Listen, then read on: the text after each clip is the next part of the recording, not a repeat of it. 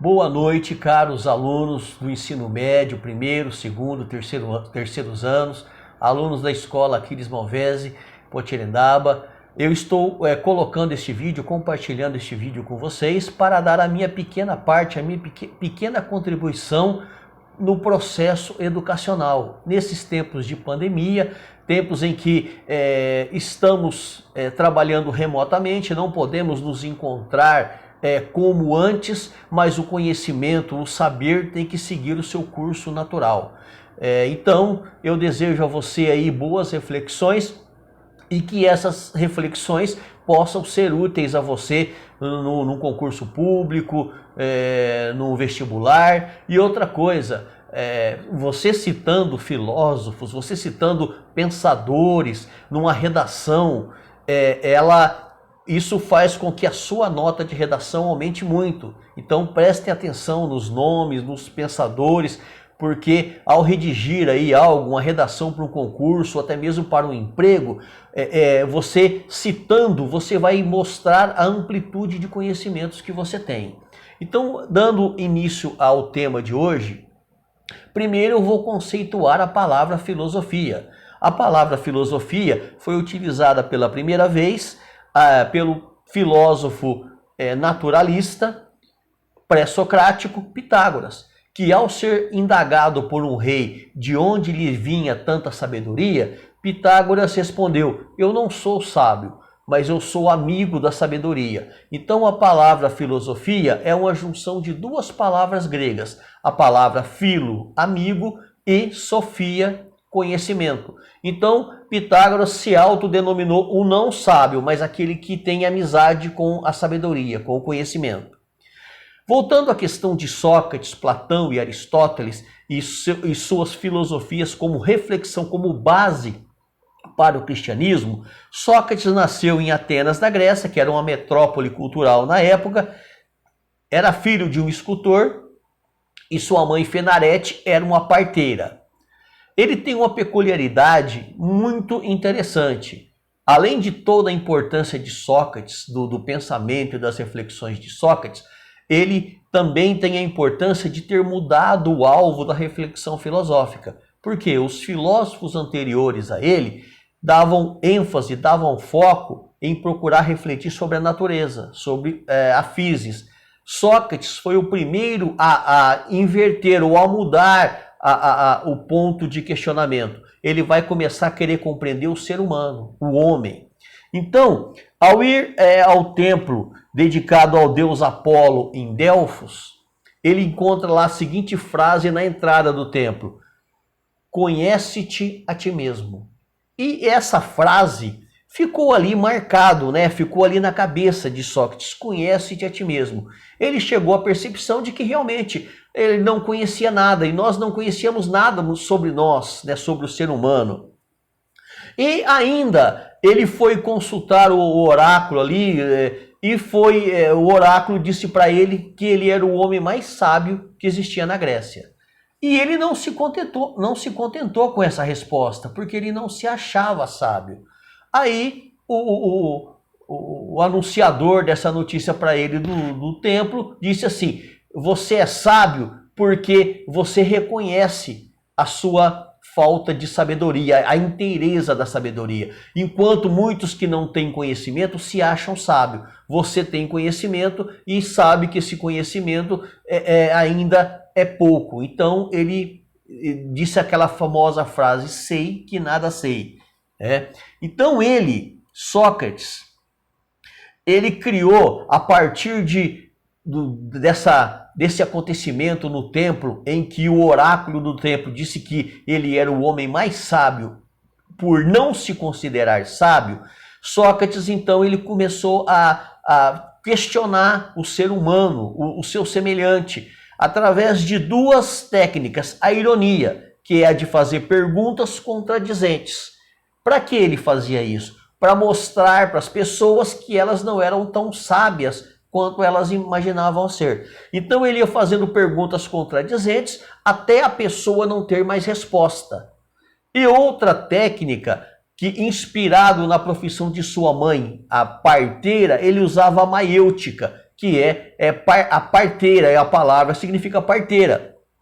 No sentido de ele se considerava parteira porque ele ajudava as pessoas, através dos seus métodos, através da ironia, a conceberem a luz do conhecimento. Então ele usava duas técnicas, a ironia e a maiêutica, que é a arte, a habilidade de levar as pessoas a uma reflexão até elas encontrarem uma resposta em si mesma, sem depender de respostas prontas de outros.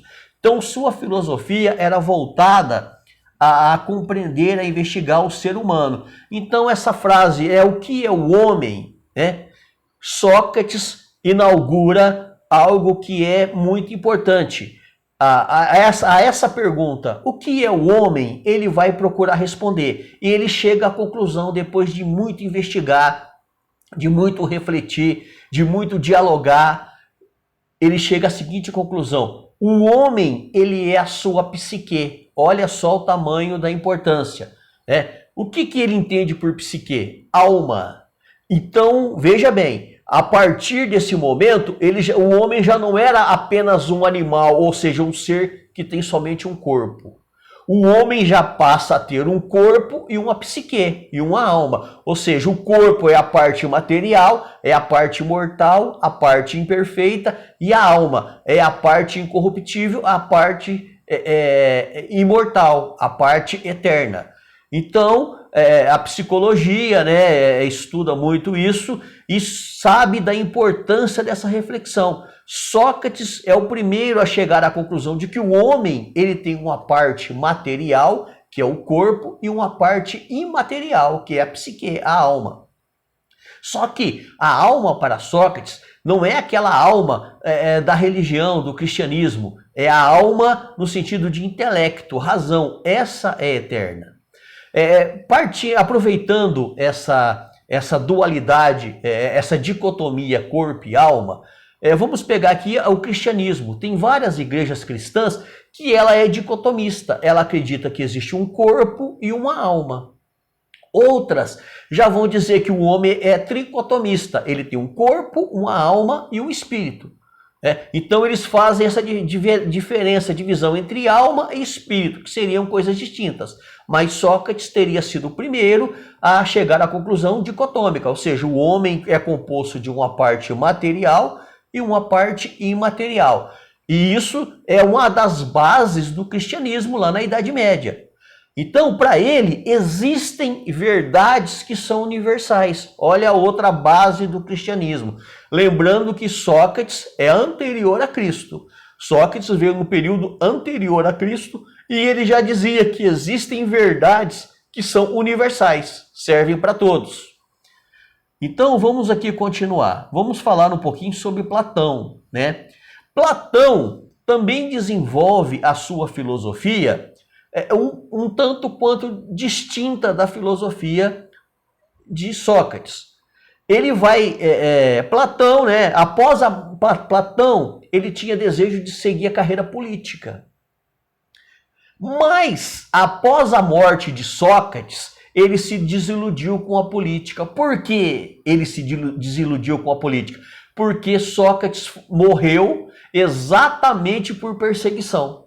Ou seja, ele foi condenado à morte porque ele incomodava. O pensamento dele, as reflexões de Sócrates incomodavam os poderosos e os religiosos da época. Então criaram uma acusação ali para ele de que ele estava corrompendo os jovens e corrompendo a religião da época e condenaram ele à morte. Ele não se recusou a morrer. Ele deu um brinde à morte no momento em que ele tomou o veneno lá, o suco com cicuta. E morreu sem ter medo, desejando aquela morte, porque ele cria em algo que era universal. Então Platão, após a morte do seu mestre, se desiludiu com a política e se dedicou às suas reflexões filosóficas. Então, ele vai dizer o seguinte, que as suas reflexões o levaram a acreditar, a entender que a fé e a razão, elas não se contradizem. E o sábio, ele é virtuoso. Outra contribuição importante de Platão é criar a teoria do mundo das formas. Outro alicerce do cristianismo depois lá na Idade Média. Então Platão vai dizer o seguinte, que este mundo que nós vivemos é um mundo sensível, é um mundo em que a maioria das pessoas estão e elas se encontram aprisionadas, impedidas de entrar em contato com aquilo que é iluminado. E ele vai dizer o seguinte, que esse mundo sensível é um mundo imperfeito, é o mundo dos defeitos. E existe também o mundo inteligível, que esse mundo inteligível, ele fica em outro lugar. Ali é o lugar da perfeição, ali é o lugar onde tudo é eterno. Então, existem dois mundos para Platão. O mundo sensível, que é aquele mundo que nós vivemos, o mundo imperfeito, o mundo corrompido, e o mundo inteligível, que é aquele mundo real, aquele mundo perfeito, o mundo das formas, o mundo eterno. Então, a partir disso, ele vai criar aquela famosa alegoria do mito das cavernas, ao dizer que existia uma civilização que vivia no fundo de uma caverna acorrentado e a única coisa que eles viam eram sombras do mundo exterior. Mas certa vez alguém daquela sociedade consegue sair daquela caverna e ao se aproximar cada vez mais fora da caverna, a luz que ilumina lá o sol, a luz do sol começa a ofuscar os seus olhos. Então ele tem que sair da caverna devagarzinho até os olhos dele se acostumarem com a claridade. E quando ele consegue sair da caverna, ele vê um mundo colorido, um mundo de pessoas alegres, jardins, flores, a diversidade de cores. E então ele percebe que aquele mundo que ele se encontrava, o mundo das cavernas, é um mundo imperfeito, mas que existe um mundo perfeito que não é no fundo da caverna. Aí ele volta ali para anunciar para a sociedade que estava acorrentada que existia um mundo de cores, um mundo bonito, um mundo de formas que não era ali dentro da caverna. Então os seus concidadãos ali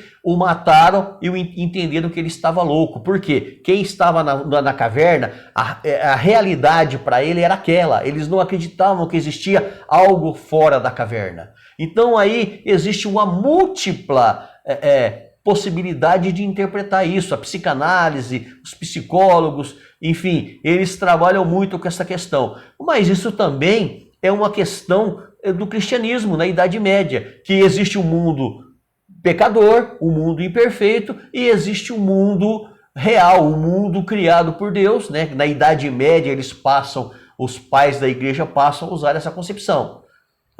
Então, Platão também contribuiu muito para que na Idade Média o cristianismo fosse embasado por esses três filósofos, Sócrates, Platão e Aristóteles.